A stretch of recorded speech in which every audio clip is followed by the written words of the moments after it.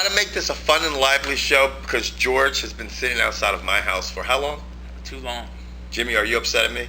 No, not at all. I for some reason didn't realize the bastards were sitting outside of my house because you know why? I don't know why. Because fucking Tyrone left his phone on silent for 2 hours.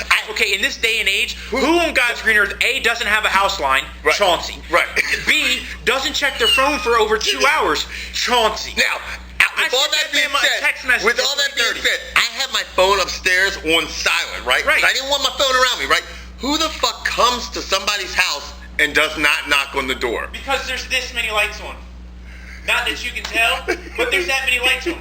This Bama got on one candle in the corner that I'm supposed to see from outside. I gotta let my electric bill go up because George don't want to come knock on my door. Chauncey has 2 windows in his whole house. Chauncey? Because you're niggardly. So, with that said, who on God's green earth does that? Chauncey.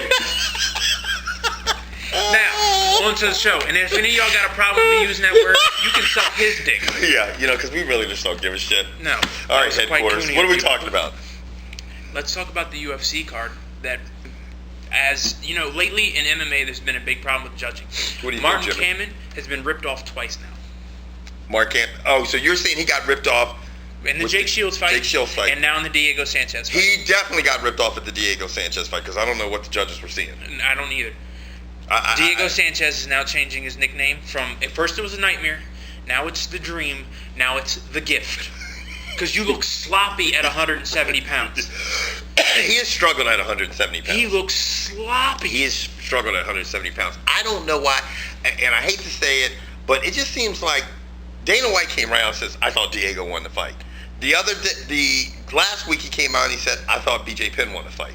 And Dana's saying, I think whoever's going to bring me the most money wins the fight. Exactly. I mean, I'm starting to think that is exactly what he's doing because these guys are like not winning the fights. No, and it makes sense to me because Dana knows who's putting money in his pocket. Right. Anyway, and this is me being a BJ Penn fan saying that. Now, speaking of fighters that I'm high on and I really like, but I did start to doubt, and Jimmy's probably kind of sitting there laughing. Brian Bowles, because Brian Bowles had a hell of a comeback. For you folks who don't know who Brian Bowles was, you do now, because he beat Damasio Page, and you have a giant ass booger in your right nostril. But yeah, Brian Bowles looked good, and there were actually other fights on this card besides that. And obviously, Kevin wants to move on to the Strikeforce card that all 4 of us knew about. Right. Anyway, Strikeforce. Now, before we started filming the show today, George goes, look, all we need to talk about is the Hendo fight. Okay, we can talk about the women's fight, but it wasn't that good. What do you think, Jimmy? Who gives a fuck? Jimmy has 2 fans now who watches our show and want to hear Jimmy more than us. By the way, Jimmy's getting his own YouTube page. George is a little jealous because Jimmy's been getting a lot of airtime and he's picking up a fan club. He's fucking getting under George's fucking right ass cheek. You know, he's got a little bit of jealousy going towards you, Jimmy. But you know what? Jimmy is fucking... I have no reason why. Yeah. It's not like my opinions are that good. No. Right. Anyway, okay, there were some other fights. Mm-hmm. Evangelista, what do you think? Yeah. Yeah, okay.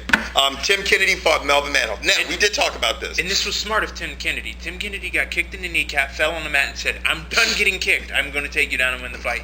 Right. And what did Tim Kennedy do? He choked him out.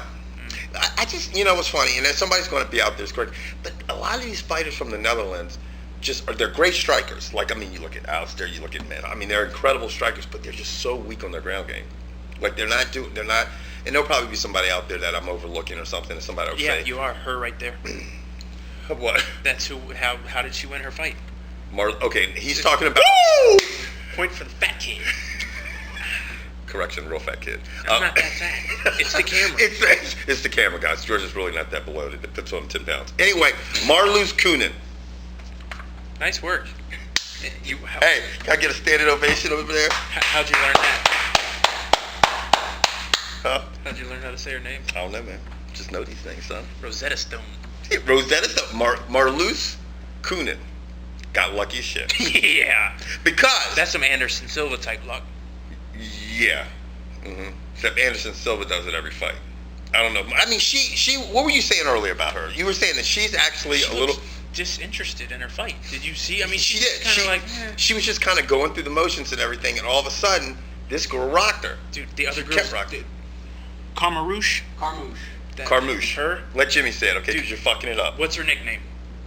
I have no clue. The gorilla. The gorilla, that's right. What's wrong with her? Is she hairy? No. She throws punches like a gorilla. She was 3 inches shorter than I this was girl. throwing them short. She was going like this.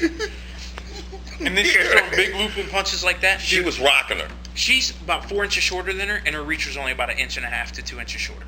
Come on. Oh, that's how long she's got some arms like me. Yeah. Now, that was a great fight. She ended up getting this. She put it in a leg triangle, and it was a wrap. Pulled that head down. Was it arm triangle?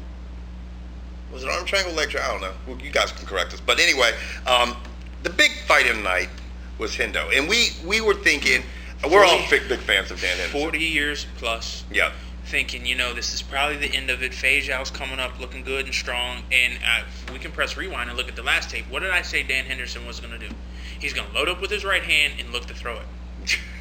Yeah, what happened? Yeah. He threw it right through his head. Right. He did throw it right through his head.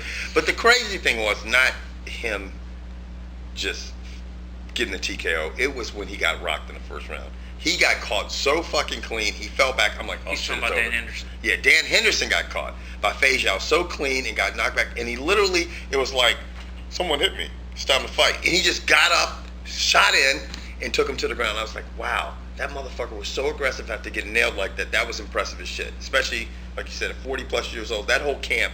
Who were we talking about earlier? Team Quest. Look at the original Team Quest. It's Randy Couture, Matt Lindland. Okay, the old Matt Lindland, not the Matt Lindland we know. Right.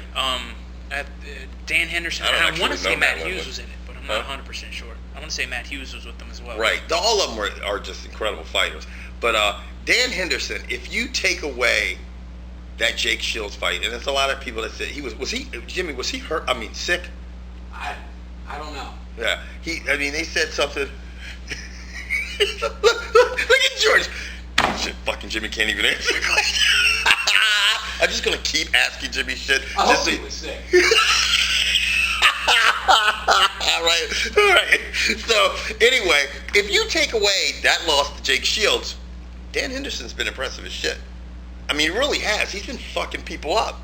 That hurt him. That kind of fucked his little run up. His last 3 fights. Yeah, in impressive fashion. Yeah, he's beat some good. But then here's my question: Do you have to look at the level of competition? Because he used to fight in the UFC in Pride, which obviously at Pride at their time was equal to UFC talent-wise. Right. You come over to Strikeforce, and the 205 class is kind of a Strikeforce. Same with the 185 class. You have Nick Diaz, ruling the roost at $185? Yeah, it's weak. Yeah, so I'm not taking anything away from Dan Henderson. Strikeforce, there's good fighters. But in Strikeforce, the one class they have that's good is the heavyweight class. Right. And that's it. There's no depth to the other classes. Absolutely not. But Henderson, still the guys he's beat. I don't know. Yeah, I guess you got a good point. What do you think, Jimmy? I agree. Henderson, he's not facing the competition, but he looks better than he did even when he was in the UFC. Yeah. Because who did he fuck somebody up in the UFC right before he left? Bisping. Yeah, that's right. Bisping, because of the Ultimate Fighter. Bisping, not Biz. Bisping. Whatever the fuck his name is. Whatever. Who gives a fuck?